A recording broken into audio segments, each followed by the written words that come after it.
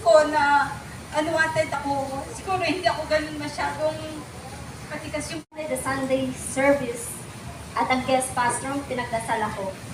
Nang time na iyon, ay nakaramdam ako ng parang cold water na binuhos sa buong katawan ko.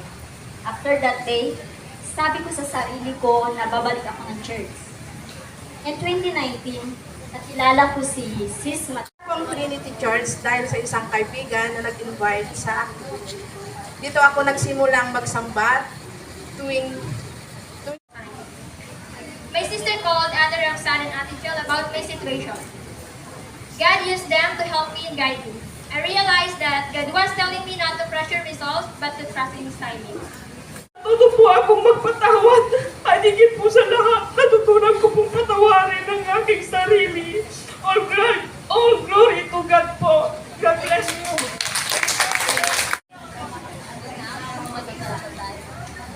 Before ko po nakilala si Jesus, napakarami po ng pagsubok ang aming pinagdaanan. Nakapag-ampun ako ng anak ng aking kaibigan.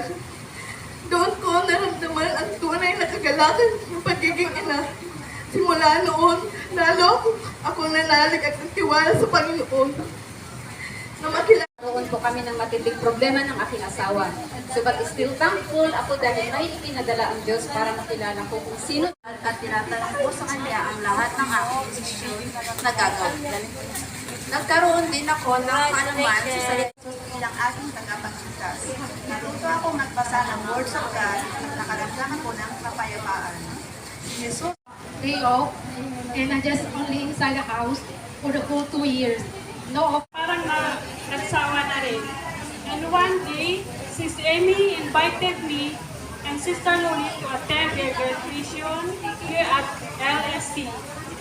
The Holy Spirit spoke to me about casting my anxieties aside and fears unto God.